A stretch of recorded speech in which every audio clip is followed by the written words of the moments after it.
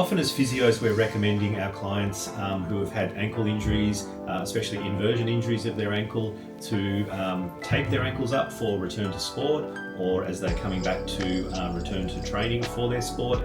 So today what I'm going to do is show you a quick demonstration of how to tape an ankle for lateral instability.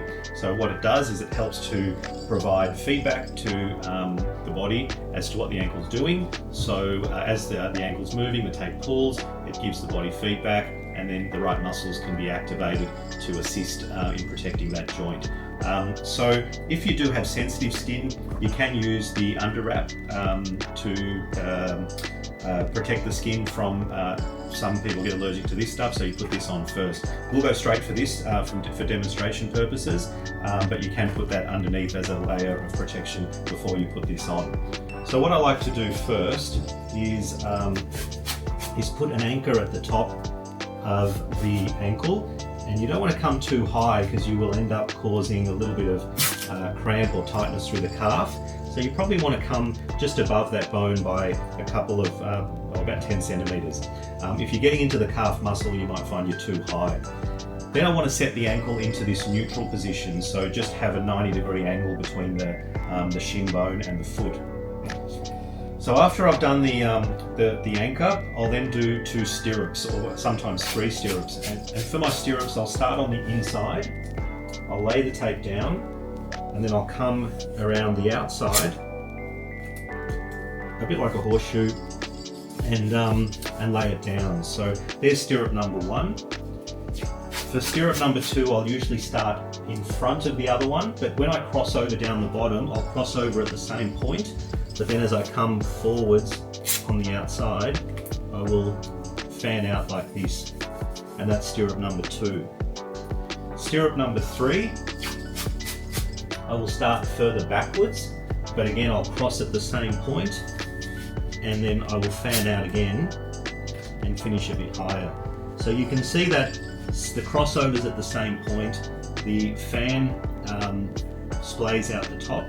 A couple of points from here to note is that I don't like to tape too far into the foot because that can cause some cramp in the foot. So I like to keep the most front aspect of the tape as far back as possible. And I don't want to come across this tendon here because as the foot moves up and down, that tendon can cut, or that tape can cut through skin there because of the movement of that tendon. So I like to keep that clear. So there's step number 2 with the stirrups. Now some people are happy with that, and that gives them enough awareness and enough control to be able to function at a reasonable level. Others might need a little bit more feedback, and for those people we do what we call a heel lock. Now by no means is this the only way of taping the ankle. There's hundreds of ways of taping the ankle. This is just my preferred method, which I've done for many years. But some people will do figure 6s, some people will do figure 8s, but my next level of extra support from here is a heel lock. So my heel lock, I'll start at the front there, and there's an outside heel lock and then there's an inside heel lock. So I'll come around the back, I'll lock the heel like so, and then I'll finish up where I start, trying to keep as few creases in the tape as possible. And again, trying to be mindful of not coming too far forwards and not covering that tendon across the top. Again, keeping the ankle in that position. Then I'll do the inside heel lock, which is a mirror image of the outside one. And that's what the lock looks like from that side of the ankle. Finish where I start, lay it down. And there the heel lock's done. And then to finish it off, to seal it all up, I'll just go over the top like that.